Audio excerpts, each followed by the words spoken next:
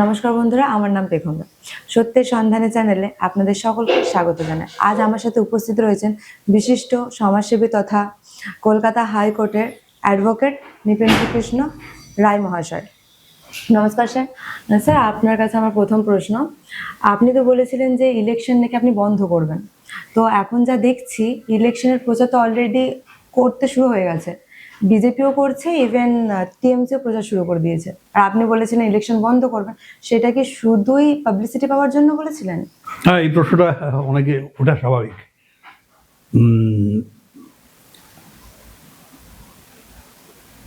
আমি অলরেডি 3টে গ্রুপকে পিটিশন লিখে দিয়েছি, মহামান্য আদালতে ফাইল অলরেডি হয়ে গেছে।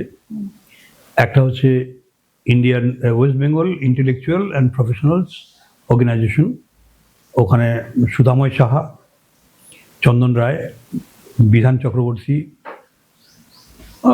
প্রমুখ অনেক ব্যক্তিরা আছেন যারা বিদ্বজ্জন, অমিতাভ মুখার্জিও আছেন। তো এনাদের প্রথম বক্তব্য হচ্ছে ইলেকশনটা গণতন্ত্র রক্ষার জন্য, তো গণতন্ত্রে ভোট দেওয়াটা, ভোটাধিকারটা একটা বিরাট কর্তব্য। সে অনুযায়ী ইলেকশন কমিশন আসছে, ভারত সরকার নোটিফিকেশন জারি করবে, পশ্চিমবঙ্গ সরকার করবে। তো এই ইলেকশনে যেরকম প্রত্যেকবারই হয়, প্রচুর খুনোখুনি, মারামারি। অলরেডি তোমার বাঁকুড়ায় ওন্দাতে রং বলে একজনকে হত্যা করা হয়েছে, তার ঘরবাড়ি আগুন জ্বালিয়ে দেওয়া হয়েছে। তারপরে বেহালায় তোমার প্যান্ডেলে আগুন লাগিয়ে দেওয়া হয়েছে। তার আগে আগে যেগুলো হয়েছে সেগুলো তো বলেইছি আগেরবারে, খগেন মুর্মু মেরে, উনি এমপি সাহেব। তো ইলেকশনটা কাদের সাথে? আর এত এত এমএলএ এরা কি কাজ করে? এই এমএলএদের আমরা নির্বাচন করছি কি ওই শিক্ষা চুরি, কয়লা চুরি, এই মানে চাকরি চুরি, তারপরে গরু মানে পশু কেলেঙ্কারি, বালি চুরি, এই সমস্ত করার জন্য আমরা ইলেকশনে আমরা প্রাণ দেব? সাধারণ মানুষ কার স্বার্থে ইলেকশন? ইলেকশনটা দিয়ে মানে জনতার স্বার্থে, তো জনতাই মরে যাচ্ছে। এই কর্পোরেশন ইলেকশনে একটা পুলিশ মারা গিয়েছিল, এই ববি হাকিমের এলাকা। তারপর গত বছরের ইলেকশনে একজন পোলিং অফিসার মরে গেছে। তো ইলেকশন কমিশন, তুমি আমাকে ডাকছো ইলেকশন করাবার জন্য, সেখানে আমি মরে গেলাম। লোককে বলছো প্রচার করে বিরাট করে করে, এই ভোট দিন, ভোটাধিকার আপনার দায়িত্ব, ভোট দিতে আসবেন, নিজের পক্ষে নোটাই ভোট দিন। তো এইবারে আমি জনতার কাছে ডাক দেব, এই মহামান্য আদালত যদি আমাদের কথা গ্রাহ্য না করে বলবো, এই মহামান্য আদালতকে বলবো যে হুজুর, আপনাদের তো ট্রান্সফারের ভয় নেই, আইজি ডিআইজি ট্রান্সফার করে দেবে, তারা পলিটিক্যাল লিডার, পলিটিক্যাল বসের কাছে তারা দায়বদ্ধ থাকবে, যেমন রাজীব কুমার টোমার করতে হয়েছে এরকম। তো আপনাদের তো কোনো চাকরি চলে যাওয়ার ভয় নেই, আপনাদেরকে সরাতে গেলে ইমপিচমেন্ট করতে হবে, আপনারা কেন ভয় পাচ্ছেন? অবশ্য পশ্চিমবঙ্গে ভয় পাওয়া স্বাভাবিক। এখানে জাস্টিস বিশ্বনাথ বসুর ছবিতে পায়ে মারানো হয়েছে হাইকোর্ট চত্বরে, জাস্টিস মান্থার ঘরে ওখানে পোস্টার দেওয়া হয়েছে। এই রাজ্যটা একটু আলাদা রাজ্য, পশ্চিমবঙ্গ নাকি আজ যা ভাবে কালকে শারদ ভাববে, সেই ভেবে আমার গা শিউরে উঠছে। আজকে পশ্চিমবঙ্গে যা হচ্ছে, এটাকে স্টপ না করা গেলে এই প্রবণতা সারা ভারতবর্ষে ছড়িয়ে যাবে, এবং এটাকে আজকে রুখতে হবে গণতন্ত্রের স্বার্থে। যেরকমভাবে একটা সুগারের রোগীকে আমরা অপারেশন করি না, আগে সুগারটা সারাই, তারপরে দেখি প্রেশার ঠিক আছে কিনা, সবই অপারেশন করা উচিত। সেরকমভাবে পশ্চিমবঙ্গ আজ অসুস্থ। যে স্টেটটা 1 নম্বরে ছিল স্বাধীনতার সময়, আজকে সে কোথায় আছে সবাই জানে। তাহলে এই স্টেটে অন্তত আমরা চাইছি কিছুদিন Narendra Modi through the governor এসছেন, মিস্টার রবি, খুবই খুবই রেসপেক্টেবল লোক, উনি ভারতবর্ষের নিরাপত্তায় কাজ করেছেন। গভর্নর চালাক না, আইএস আইপিএস কত এরকম পুকুর চুরি করবে না তো, কেষ্টর মতো, তারপরে আমাদের পার্থর মতো, তারপরে বালুর মতো এরকম চুরি করবে না। একটা আমলার দায়বদ্ধতা থাকে, সেখানে ইডি সিবিআই হলে তাদের কলার ধরে মামলা চিনিয়ে নেবে না কেউ।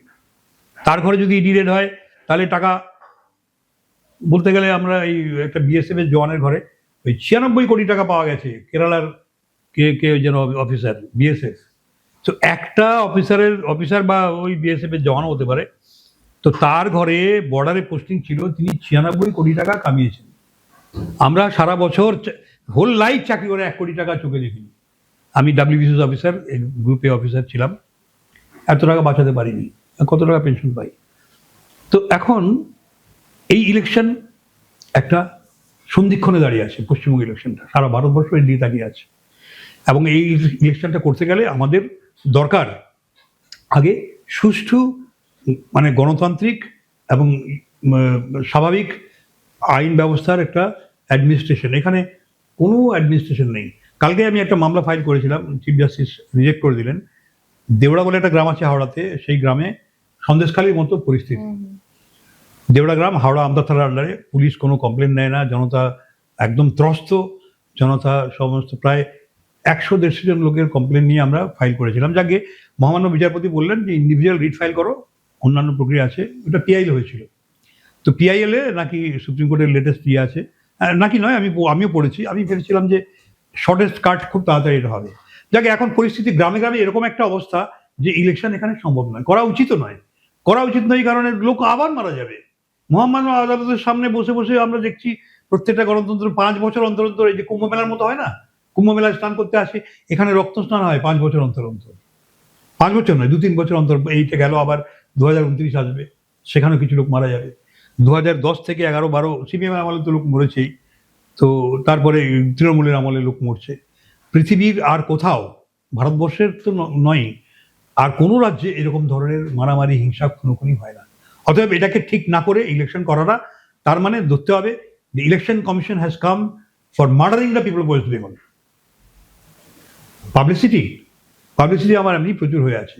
আমি পাবলিসিটি নামলে পরে যেদিন চাইবো, আমি পাবলিসিটি যেটা বলিনি তোমাদের কাউকে, আমি যদি অনশনে বসে যাই, সারা ভারতবর্ষ বন্যায় ভেসে যাবে। খালি আমি শুধু বাঁশিটা বাজাতে দিতে হবে। বাঁশি বাজাতে দিতে হবে। আমি বাঁশি বাজালে, তোমাকে ছোট্ট করে বলে নি, 2009 সালে বোধ হয়, যখন আমি নলবনে বসে পরীক্ষা করছিলাম যে শব্দের কি প্রভাব আছে অ্যাটমসফিয়ারিক কন্ডিশনের উপরে, 3 দিন বাজাচ্ছিলাম, তো বৃষ্টি হলো না, শরীর টরীর খারাপ হয়ে গেল। আমার বাড়ি থেকে বললো বাড়ি চলো, এখানে এরোপ্লেন যাচ্ছে তো, মেঘ করছে, মেঘগুলো উড়ে যাচ্ছে, নষ্ট হয়ে যাচ্ছে। ঠিক আছে, বাড়ি চলে গেলাম। তার 2 দিন পরে আইলা ঢুকলো। আইলা এমন একটা বিধ্বংসী সাইক্লোন ছিল, তো আমি ভাবলাম এটা কাকতালীয়। আমি স্টার আনন্দর ইয়েকে বললাম, কৃষ্ণেন্দুকে, দেখো তো এখানে আমি বসলে পরে একটা সাইক্লোন তৈরি হয়, নলবনে বসলে সাইক্লোন তৈরি হয়। কৃষ্ণেন্দু বললো ঠিক আছে বসুন তো। আমি স্টার আনন্দকে মেল করে বসলাম কৃষ্ণেন্দুকে বলে। আমি যেদিন বসলাম 12টার সময়, 3টের সময় ডিক্লারেশন হলো একটা সাইক্লোন ধরে আসছে বেঙ্গলের দিকে। আমি ভয় পেয়ে গেলাম। কৃষ্ণেন্দুকে বললাম দেখো আমার পাবলিসিটির দরকার নেই, তুমি এমনি চাই একটা বৈজ্ঞানিক গবেষণা হোক এতে। আমি নলবনে বসছি, বাসি বাসা আরম্ভ করছি, সাইক্লোনের একটা তৈরি হয়ে যাচ্ছে, সেটা কেন হচ্ছে, কি ব্যাপার, বৃত্তান্ত। কৃষ্ণেন্দু বলল ঠিক আছে আমি কথা বলে দেখি। ও কোন বসের সঙ্গে কি কথা বললো জানি না। তো ওকে নিমাই পণ্ডা হঠাৎ বললো ওই পাগলটার পাল্লায় পড়েছিস, তোর চাকরি চলে যাবে, তোকে বসিয়েছিস কেন। নিমাই পণ্ডা, এর আগে নিমাই পণ্ডা কিছু আমার থেকে টাকা পয়সা নিয়েছিল। নিমাই পণ্ডা আমার বিরাট পাবলিসিটি, আমাকে তানসেন বানিয়ে দিয়েছিল। 2007 সালে বানিয়েছিলাম নলবন না, মিলেনিয়াম পার্কে। এ হচ্ছে সাংবাদিক। তা আমি পাগল হয়ে গেছি। তো যাই হোক, ওই যথারীতি ওরা বাইক নেয়নি স্টার আনন্দ থেকে। তো তারপরে তো ইন্ডিয়ার বিভিন্ন জায়গায় আমি বাঁশি বাজিয়েছি। 2018-তে বাজিয়েছি ওই বারামতিতে, তখন পুরো মহারাষ্ট্র, কর্ণাটক এবং গুজরাট পর্যন্ত বৃষ্টি হয়েছিল ডিসেম্বর মাসে, শীতকালে। এমনকি আমি যেহেতু ছেড়ে চলে এলাম, সাইক্লোন তৈরি হয়ে গেল, সাইক্লোন গজা। সব লেখা আছে, নথিভুক্ত করা আছে। 2017-তে বোধ হয় আমাকে যাদব সমাজ, রান অফ কচ্ছ, গুজরাট, ওটার নাম হচ্ছে তোমার দ্বারকাতে রেখে নিয়েছিল। তার বিধ্বংসী সাইক্লোন হলো তারপরে কিছুদিন পরে, সঙ্গে সঙ্গে নয়। আমাকে রাজেশ টোপে ডেকেছিলেন মহারাষ্ট্রের মিনিস্টার, মেল আছে আমার কাছে, যে আপনি আমাদের বোম্বেতে ক্যাচমেন্ট এরিয়া জল নেই, আপনি আসুন। যাই হোক, সেই প্রোগ্রামটা হয়নি, কেননা ওখানে জলনার পাইপলাইন বাস্ট হয়ে গেছিলো। রাজেশ টোপে আমাকে বললেন যে আমি বেরিয়ে যাচ্ছি। তো তখন আমাকে উনি বললেন যে আমি সব ব্যবস্থা করে দিচ্ছি, আপনি মালাডে বসে বাজান। মালাডে বসে বাজানো হলো। সেই বাজানোর কয়েকদিন পরেই হঠাৎ করে একটা বিধ্বংসী সাইক্লোন হলো তোমার ওই অমরনাথে। সব কাকতালি হতে পারে, আমি জানি না কাকতালি হয় কিনা। তা প্রচুর চা বাগানে আমাকে ডেকে নিয়ে গেছে নর্থ বেঙ্গলের শিকারপুর টি এস্টেটে। তার নামও জানি, নরেন্দ্র কুমার আগরওয়াল বা জৈন, নরেন্দ্রজি, ওনার 8খানা চা বাগান আছে, আমাকে ডেকে নিয়ে গেছেন। তো ওর চা বাগানে ওখানে রেকর্ডই আছে আমার কাছে, তোমাদের টিভি আমি কোনো সময় দেবো। তো আমি এবার ইলেকশন যদি আমার হাইকোর্ট আমার কথা না শোনে, সুপ্রিম কোর্ট না শোনে, আমি অনশন ধর্নায় বসবো। রাষ্ট্রপতি শাসন না হলে পরে আমি যেখানে বাজাবো সেখানে সাইক্লোন, তারপরে জল, বৃষ্টি, তুফান হতে পারে, হয়ে এসছে, নাও হতে পারে, বৈজ্ঞানিক ব্যাপার, আমি জানি না, কিন্তু আমি করে দেখব। 2021-এ আপনি চেষ্টা করবেন তার মানে এটা বন্ধ করার? অবশ্যই আমার প্রাণ অবধি দিয়ে দেবো আমি। পশ্চিমবঙ্গে এটা ঠিক না হলে পরে আর কোনোদিন ঠিক হবে না এটা। আর তোমাকে এটা বলে রাখি, এই বছরে আপনি বন্ধ করবেন? একদম একদম। আমাকে যদি পিটিয়ে না তুলে দেয় সরকার, বা আমাকে মেরে না দেয়, এবার তোমরা দেখতে পাবে সাইক্লোন কি হচ্ছে। এই পুরো ইলেকশন আমি ভোগে তুলে দেবো। আচ্ছা, চেষ্টা করব। আমি দিদির মতো বলতে পারি না সরকার ফেলে দেবো, সেরকম বলতে পারি না। তো আজ পর্যন্ত হয়েছে 2021-এ আমি গেছিলাম, দেখলাম যে তোমার এই বঙ্গোপসাগর থেকে যদি শিলচরের দিকে কোনো ক্লাউড যায়, মাঝখানে পড়ে বাংলাদেশ। 2021-এ অষ্টমীর দিনে 3টে সাধুকে খুন করলো জিহাদিরা। আর তার সাথে সাথে হিমন্তর ওখানে আমি 2021 সালে শুনেছিলাম যে সব হিন্দুদের যদি না ছাড়ো, পুরো আসামকে কিন্তু আমি ত্রস্ত করে দেবো। আমার কাছে সে সাইক্লোন মেকানিজম আছে, যেই টেকনোলজি আছে, তোমাদের ওখানে বন্যায় ভাসিয়ে দেবো। 2021-এ শিলচরে আমি 4 দিন বাজিয়েছি। কার বাড়িতে? কাঞ্চন দেব রায়ের বাড়িতে। এখনো আছেন ওই আমরা বাঙালির, আমার নাম কি, সাধন পুরকায়স্থ, উনি আমাকে অ্যারেঞ্জমেন্ট করে দিয়েছিলেন। তো ওখানে আমি 4 দিন বাজিয়েছিলাম। 4 দিন বাজাবার পরে বাংলাদেশ তো পুরো সাইক্লোন, বাংলাদেশ তো পুরো বন্যায় ভেসে গেল। 2022-এ 2023 অব্দি বন্যা চলেছে, আসামও গেল। আসামে এরকম বন্যা বোধ হয় 150 বছরে হয়নি, ও বলছিল সবাই। তো সেখানে ওই সবাই ভিক্ষা টিকা করলো, এমনকি জুবিন গার্গ টাকা পয়সা তুলে দিল। যাই হোক, তো হিমন্ত এখন বলছে একটাও হিন্দু নাকি ডিটেনশন ক্যাম্পে নেই। খুব ভালো কথা। বাংলাদেশ না, যে ঘটনা সাইন্টিফিক্যালি আমি বলছি, যেই সাইক্লোনগুলো তোমার বাংলায় ঢুকছিল আইলার পর থেকে, আইলা, বুলবুল, হুদহুদ, ফণি, ইয়াস, আমফান, এই সাইক্লোনগুলো বাংলায় ঢোকে না। ঢোকার কারণটা হচ্ছে বিভিন্ন জায়গায় আমি এক্সপেরিমেন্ট করছি, হয়তো এই কারণে হতে পারে, বা ওই এল নিনো লা নিনার ফ্যাক্টর বলে না, ওই হতে পারে, কি বা কি হতে পারে আমি সেটা জানি না। তবে ঘটনা এটা, যেই আমি শিলচরে প্রোগ্রাম করে এলাম, একটা সাইক্লোন তারপরে ঢুকে নিয়ে 21 থেকে আজকে 26 দেখে নাও। 21 থেকে 26 তোমার 4খানা সাইক্লোন বাংলাদেশে গেছে। বলে দিচ্ছি, চিত্রাং, মোচা না মোকা,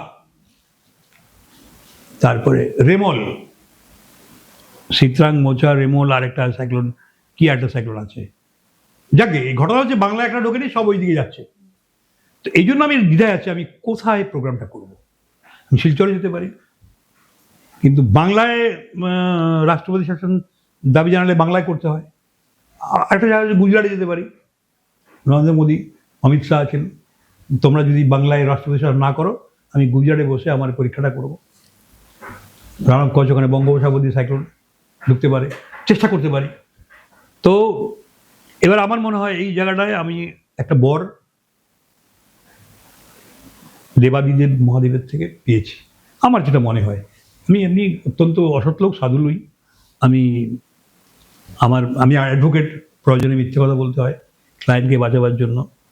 তো সেই তার শাস্তিও আমি পেয়েছি, যেখানে যেখানে 2 নম্বরীভাবে একটু আধটু টাকা নিয়েছি মনের মধ্যে, যে ক্লায়েন্ট টাকা দেয় না, একটু মিথ্যে কথা বলি, এই দাও, সেখানে সেই। আচ্ছা স্যার, আপনি তো বলছেন যে ইলেকশনটা বন্ধ করবেন, ঠিক আছে, করতে দেবেন না। তো আপনি তো বলেছিলেন যে আপনি ইলেকশনে দাঁড়াবেন। তা হ্যাঁ, ইলেকশন যদি অ্যানাউন্স হয়ে যায় কি করব? নমিনেশন ফর্ম ফিল আপ আপনার কি কমপ্লিট হয়ে গেছে? না, নমিনেশন তো তোমার এখনো তো ডিক্লেয়ার হয়নি তো। এখন ডিক্লেয়ার হবে তবে তো, হ্যাঁ, বন্ধ করার চেষ্টা করবো, না হলে পরে। প্রচার চলছে তো, হ্যাঁ, এটাই প্রচার, বসে বসে ধর্ণা দিচ্ছি ইলেকশন বন্ধের জন্য। ইলেকশনটাই পণ্ড করে দেবো। ইলেকশনটা মানে ন্যাচুরাল ডিজাস্টার। আমার ধারণা হচ্ছে যে আমি যদি লাগাতার 10-12 দিন ধরে করি, তো তার রিপারকাশনটা কি হবে ভগবান জানে। আমি তো 2-3 দিন 4 দিন বাজিয়েছি ম্যাক্সিমাম, সেখানে সেখানে বৃষ্টি হয়েছে, এক জায়গায় আমি খালি হাতে ফিরিনি। স্যার, আমার পরবর্তী প্রশ্ন, আপনি তো 2021-এ ইলেকশন লড়েছিলেন, কলকাতা যাদবপুর থেকে, কিন্তু ফলাফল আপনার পরাজয়। এবারও যদি আপনি দাঁড়ান, তাহলে কি আপনার মনে হয় আপনি তৃণমূল ও বিজেপির সাথে লড়াই করে সাধারণ মানুষের মন জয় করতে পারবেন? দেখো, 2000 ইলেকশনে আমি লড়েছিলাম, দুটো উদ্দেশ্য ছিল। হুম। প্রথম আমি ইলেকশনে লড়লাম। ইলেকশনে এমনি তো রাস্তায় রাস্তায় বাঁশি বাজানো যায় না। আমি ইলেকশনে ওই আমাদের বাপিদা আছেন ব্যান্ডের, বাপি আছে, বেহালায় থাকে বাড়ি, ওর একটা ব্যান্ড আছে। ইলেকশন চাইতে কি বাঁশি বাজানোটা খুব দরকার? আমি সেটাই তো বলছি, আমার উদ্দেশ্য ছিল আমি একজন লোককে ভোট দিতে বলিনি, আমি রাস্তায় রাস্তায় বাঁশি বাজিয়েছি ভোট প্রচারে। ব্যানার ছেড়া ছিল, অ্যাডভোকেট নিপেন রায়কে ভোট দিন। তারপরে ওইখানে আমার গান ছিল, টিজার সং ছিল, ডাকু মাকু আর দল বদলু, সব হারবে এইবার গোহারা, এই নৌকা চিহ্নে বোতাম টিপুন, ও গো যাদবপুরের ভোটারা, ডাকু মাকু, ডাকু মাকু আর দল বদলু, সব হারবে। এটা এটা ছিল একটা এটা টিম সং। আর আমার চিহ্ন ছিল নৌকা। আর এটা খালি বাঁশি বাজিয়েছি, আর মাঝে মধ্যে এই গানটাও বাঁশি বাজিয়েছি। আর ওই বাপির ব্যান্ড ছিল, বাপিদা শুনবে কিনা যাই না, শুনলে পরে বাপিদাকে বলবো শেয়ার করে দাও। তো আমি যেদিন এপ্রিল মাসে বাঁশি বাজিয়েছি যাদবপুরে, সেই দিন বৃষ্টি হয়েছে, সেই দিন বৃষ্টি হয়েছে। আমার এটাই দেখাচ্ছিল, আমার রেকর্ড আছে, ফেসবুকেও আছে, দেখে নিন। আর শুধু তাই নয়, আলিপুরে বৃষ্টি হয়নি, যাদবপুর ওই সাউথের ওইটুকু জায়গায় হয়েছে। অদ্ভুত ব্যাপার। আর ইলেকশনে দু একটা জায়গায় বলেছি, তো মাকুদের এলাকা, বলছি যে ভাই মুসলিম এলাকায় গিয়ে বলেছি, ভাই তোমরা তো বাঙালি, বাংলা ভাষার জন্য প্রাণ দিচ্ছ 21শে ফেব্রুয়ারি চারদিকে, কত গর্বের ব্যাপার। তো তোমার নামটা আরবিতে কেন হবে? হ্যাঁ, তোমার নামটা নিপেন রায় মুসলিম হতে পারে, কেন নামটা পাল্টাতে হবে? কেন আরবের নাম? আরব কালচার কি বাংলার থেকে ভালো বড় কালচার? মরুভূমির কালচার সব দস্যু কালচার, পরেরটা খাবো, পরেরটা মারবো, পরেরটা লুটে নেবো। এখন নয়, তেল হয়েছে। তো মুসলমানদের এলাকায় বলছি, বাংলার নামটা রাখ না, তোর আল্লাহ তোর বাড়ি থাক না, তোর নামটা কেন আরবিতে হবে? কই অনেক খ্রিস্টান আছে তো, কই রে তাদের নামের পেছনে নির্মল দাস খ্রিস্টান, জানতামই না। সেদিন একদিন ওই ক্রিসমাসের দিন ওইখানে গিয়ে গির্জায় দেখি ওখানে খ্রিস্টান দেখি, বলছে হ্যাঁ খ্রিস্টান, জানতাম না তো। বলছে এই হচ্ছে বাঙালি। বাঙালিত্ব থাকবে প্রথমে, তারপরে তোর আল্লাহ সব তোর পরের ব্যাপার। স্যার, আমার পরবর্তী প্রশ্ন, বাংলাদেশি উদ্বাস্তুদের নিয়ে আপনি এত চিন্তা ভাবনা করেন, বাংলাদেশের নিপীড়িত মানুষদের নিয়ে দেশ গঠন করার চিন্তা ভাবনা আপনি রেখেছেন মনে মনে, তাহলে যাদের জন্য আপনি এত চিন্তা ভাবনা করছেন তারা তো দুই দলে বিভক্ত হয়ে যাচ্ছে, যেমন বিজেপি ও তৃণমূল।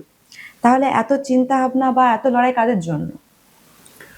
দেখো, মনে মনে নয়, আমি হিন্দু রিপাবলিক অফ বেঙ্গল বলে একটা কান্ট্রি ডিক্লেয়ার করেছি।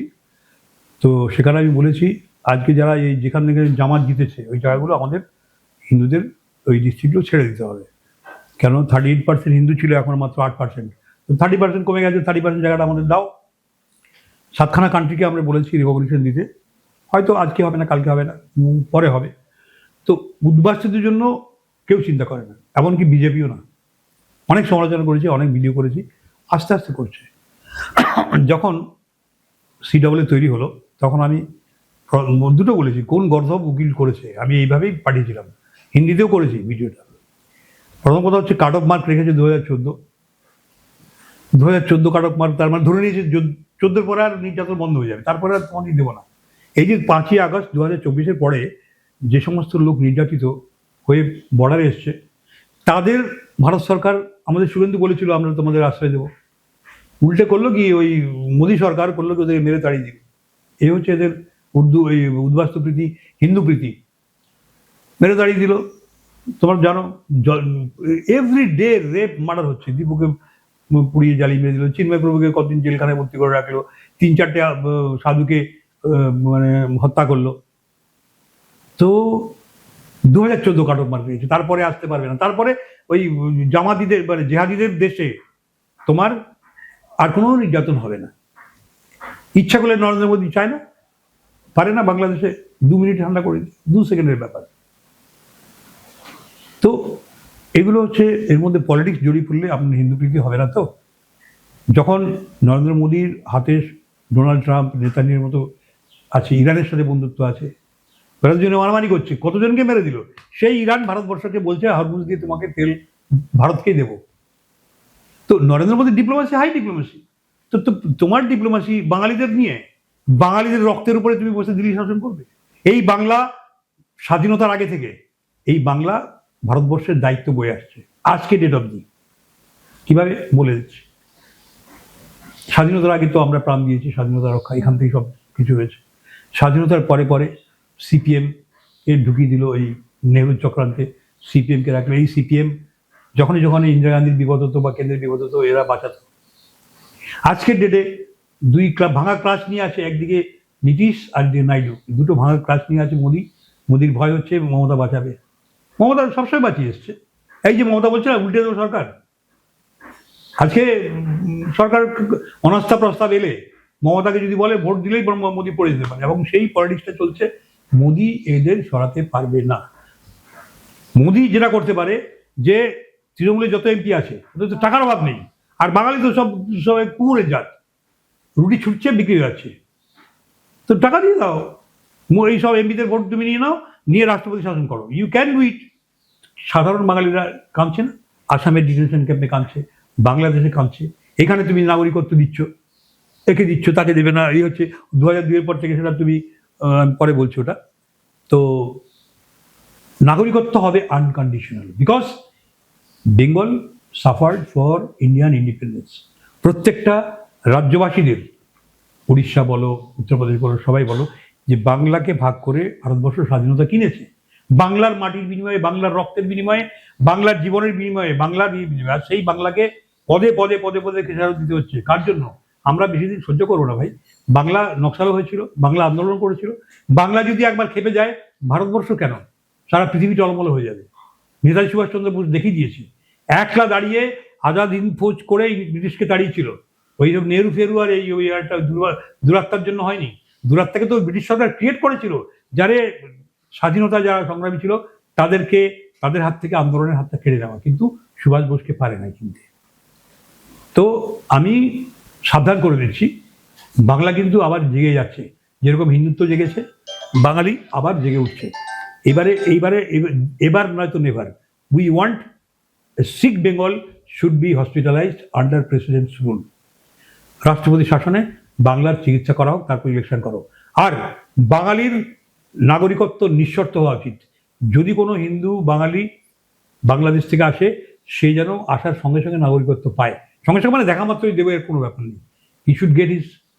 টাইম লাগে না, ম্যাক্সিমাম টাইম লাগুক না, পেতে হবে 6 মাস 1 বছর পেতে হবে, তাকে দিতে হবে। সব থেকে তখনই পেয়ে যাবে কি? তখনই তাকে বলতে হবে, তার কিছুদিন পর। তুমি জানো জেহাদিদের দেশে নন মুসলিমরা থাকতে পারে না। এটা যখন জানো, তুমি যখন CAA করছো, তাহলে আধখাপ ছাড়া কেন? কি উদ্দেশ্য তোমার? কি প্রীতি? ভোটের জন্য। এবার দেখে না ভোটে কি হচ্ছে তোমার। ভোটে তো এমনিতেও দিদিকে সেটিং করে দিয়েছে, একদম লিখে দিলাম আমি। মাঝখান থেকে বিজেপি কর্মীদের আমি ওর হুঁশিয়ারি করছি, কেউ মার্কেটে নামবে না। আর এই জন্য ইলেকশনটা বন্ধ করতে চাইছি। আবার হয়তো অভিজিৎ মার্ডারের এখনো বিচার হয়নি। অভিজিৎ যে পশু প্রেমী ছিল, ওকে পিটিয়ে মেরে দিল। লোকে কুকুরকেও ভয় মারে না। ওই রঙের বাড়িতে আগুন লাগিয়ে দিল, ওই অন্ধার রং। তারপরে নাড্ডাকে ওই চাড্ডা খুলে দিয়েছে। চাড্ডি কি বলে ওরা, কি চাড্ডি মানে কি জিনিস আমি জানি না, তো ওই চাড্ডি খুলে দিয়েছে নাড্ডার ওইখানে ইয়েতে। তো দেখলে লজ্জা লাগে না বিজেপির? পশ্চিমবঙ্গের পশ্চিমবঙ্গে করছে, এত ভয় পাও বাঙালিকে? এত কিসের ভয়? বাঙালি তুমি বাংলাদেশের প্রত্যেকটা নাগরিককে ওভারসিজ সিটিজেন অফ ইন্ডিয়া দিয়ে দাও। CI কার্ড আছে তো আমাদের নাগরিক, ইন্ডিয়ান সিটিজেনশিপ অ্যাক্টে। ওভারসিজ সিটিজেন মানে হি ইজ ডুয়াল সিটিজেন। ও বাংলাদেশের নাগরিক, বাট ও ভারতের নাগরিক। ওখান থেকে ইনকাম করবে, ওখান থেকে ইনকাম ট্যাক্স দেবে, ট্যাক্স আদায় করবো আমরা, অসুবিধা নেই। থাকুক বাংলাদেশে, যদি ইচ্ছে চলে আসবে, কেন দেওয়া যাবে না? আর নাহলে ওখানে নিয়ে নাও, বাংলাদেশ ক্যাপচার করে নাও। যারা কারেন্ট সিচুয়েশনে আসছে, ভাবুন আগের বছর এসছে বা তার আগের বছর এসছে, তারাও নাগরিকত্ব পাবে তো? একদম সবাই পেতে হবে। আমাদের নাগরিকত্বের উপরে, আমাদের জানমালের উপরে, আমাদের প্রাণের উপরে তোমরা ভারতবর্ষ স্বাধীনতা কিনেছো। ওই নেহরু নামে বজ্জাত লোকটা হতে পারে, মানে রাতারাতি, যেহেতু সুভাষ বোস ওখান থেকে আসছে, নেহরু ওখান থেকে সুভাষ বোস, কি হলো বাঙালি করেছো। আজকে সুভাষ বোসের বদলা আমরা নিয়ে নেবো।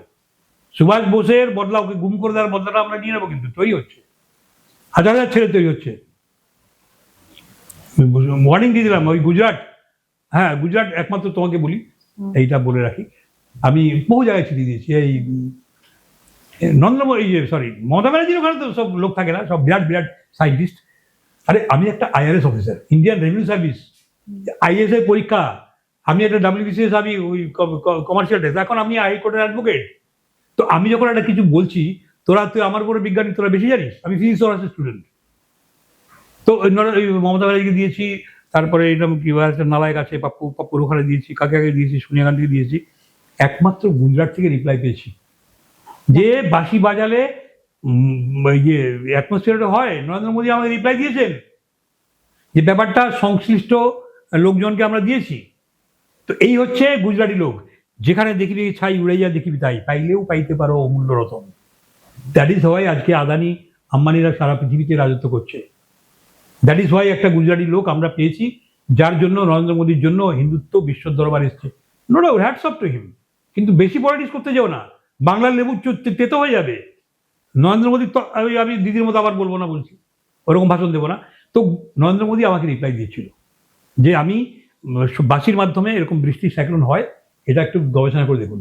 তো দুর্ভাগ্যের বিষয় 2014 লিখেছিলাম, তো তারপরে উনি PM হয়ে গেলেন। আর PM হওয়ার পরে দিল্লির মাল আছে, ওর মোটামুটি বাংলার কাছাকাছি, দিলে ওরা আবার চিঠিপত্র কোনো জবাবই দেয় না। হ্যাঁ, এখন যিনি রেখা গুপ্তা আছেন, উনি আপনার চিঠি রিপ্লাই দিয়েছেন। উনি আবহাওয়া দপ্তরে ওখানে পর্যাবরণ মন্ত্রীকে বলেছেন, নৃপেন রায়কে ডাকো, এইসব উল্টো পাল্টা টাকা পয়সা খরচা না করে।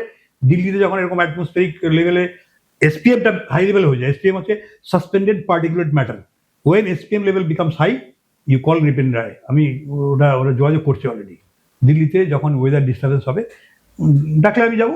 স্যার আপনার কাছে আমার শেষ প্রশ্ন একটাই, কি 2002-এর পরে যে সমস্ত বাংলাদেশি ভারতে এসেছে, অনেকেরই নাম ভোটার লিস্ট থেকে নেক্সট মুছে গেছে, তো সেই বিষয়ে আপনি কি বলবেন? দেখো,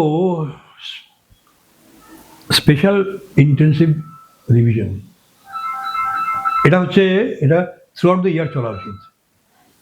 এটা এর মধ্যে আইন তৈরি হওয়া উচিত। কেউ যদি মারা যায়, তাহলে পরে মারা যাওয়ার মতো ওখানে রোজগারি ডাটা আছে, কর্পোরেশন ডাটা আছে, কর্পোরেশনকে বলে দিলেই পারে one information should be given to the election commission who are dead.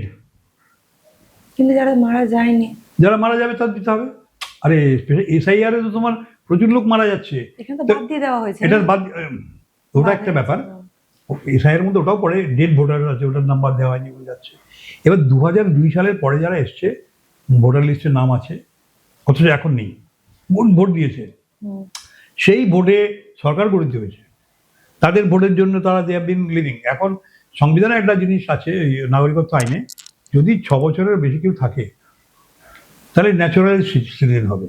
তো 2002 মানে আজকে 2026, যদি ওটা প্রমাণ করতে পারে যে আমি 2002 সালে বা 2002-এর পরে পরে কবে ইলেকশন হয়েছিল, যে ইলেকশনে ভোট দিয়েছি, তার মানে ও তো তবে থেকে আজ পর্যন্ত আছে, ওর নাগরিকত্ব সার্টিফিকেট সব পাওয়া উচিত। এবং ধরে নিতে হবে নাগরিকত্ব সার্টিফিকেট কার লাগবে, কেন লাগবে, এটা ব্যাপার আছে না, কার লাগবে, কেন লাগবে। এবার আমার জন্য আমার নাগরিক সার্টিফিকেট নেই, কেন লাগবে নাগরিক সার্টিফিকেট, কোন লোকের লাগবে, কোন লোকের লাগবে না, সেটা সরকার থেকে স্পেসিফাইড হয়নি। আমি যখন নিজেকে ডিক্লেয়ার করছি, আমি পরে তো শুধুমাত্র বাংলাদেশিদের জন্যই না, বাইরে থেকে আফগানিস্তান থেকে হতে পারে, শ্রীলঙ্কা থেকে হতে পারে, নেপাল থেকে আসতে পারে। নেপালের জন্য লাগে না, নেপালের কেসটা একটু আলাদা। তাহলে বাংলাদেশে কেন লাগবে নাগরিকত্ব? আমাকে একটা সুন্দর গল্প বলছিল আমার এক বন্ধু, হচ্ছে অ্যাডভোকেট জেনারেল ত্রিপুরা, সেখানে chief justice of Tripura, Nagartala high court সব ছিলেন, শক্তিময় চক্রবর্তী, আমার একসাথে আমরা এলএলবি করেছিলাম। উনি এক জঙ্গলে এক মোষ দৌড়চ্ছে, কিভাবে দৌড়চ্ছে, কেন হাতি জিজ্ঞেস করলো, হাতি সাহেব তুমি দৌড়াচ্ছ কেন? বলছে না, জঙ্গল থেকে যারা গরু আছে, হ্যাঁ, সব গরুদের ধরে ধরে নিয়ে যাওয়া হচ্ছে। তুমি তো মোষ, তোমার কেন ভয়? বলছে আরে আমি যে গরু নই সেটাই তো প্রমাণ করতে পারবো না, কালো গরু তো আছে, তুমি প্রমাণ করবো কি হবে? তো হাতি বলো তাই তো, তা তো আমারও বিপদ হতে পারে। ওই হাতি দৌড়চ্ছে, পুরো জঙ্গল থেকে সবাই দৌড়চ্ছে। এই হচ্ছে নাগরিকত্ব আইন। তো আমি বহুবার এইটা বলেছিলাম। তো অত সিটা বলে তোমাকে ক্লিয়ার কাট বলতে হবে, whoever is Hindu, this is going to Hindu rashtra, you apply for it, you declare yourself that I am an Hindu, affidavit করে দাও, ইউ গেট সিটিজেনশিপ হিন্দু রাষ্ট্রের মধ্যে। এবং সেটা এমন হতে পারে, আমাদের তো নরেন্দ্র মোদীর থিঙ্ক ট্যাঙ্ক তো প্রচুর আছে, তারা হিন্দু রাষ্ট্র ডিক্লেয়ার করার জন্য এগোচ্ছে এবং সেটা করছে। তাই আবার সেই বোঝটা বাংলাকে নিতে হচ্ছে। ডিক্লেয়ার করে দাও overseas citizen of India, because বাংলার রক্তের উপরে দাঁড়িয়ে ভারতবর্ষ স্বাধীনতা নিয়েছ। বাঙালি যাতা ভেবে না তোমরা। আজকে বাংলা, আজকে দুর্ভাগ্যের বিষয়, বাংলায় জেহাদি ঢুকে গেছে। বাঙালি কেন ভয় পায়? তো এই যে আরব সভ্যতা যদি আমরা তাড়িয়ে দেবো, খুব তাড়াতাড়ি তাড়িয়ে এবং এর জন্য কাজী মাসুম আক্তার থেকে আরম্ভ করে আসাদ নূর, তারপরে আমাদের সবার সাথে বিরাট একটা করছি আমরা। আসাদ নূর আছে, আরিফ মোহাম্মদ খান আছে, তারপরে এরা সমস্ত ইসলাম ছেড়ে দিয়েছে।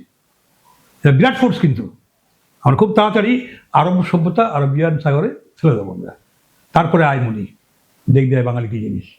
এখন নরেন্দ্র মোদীকে বলছি যে অনেক পলিটিক্স হয়েছে বাঙালির সাথে, আর করোনা এবারে, হ্যাঁ তুমি you have brought India to forefront of the world. বিশ্বগুরু আমরা হয়ে যাচ্ছি। কার দৌড়ে, কার মাথার উপর পা দিয়ে? বেঙ্গল। বেঙ্গল। ধন্যবাদ সবাইকে। Thank you.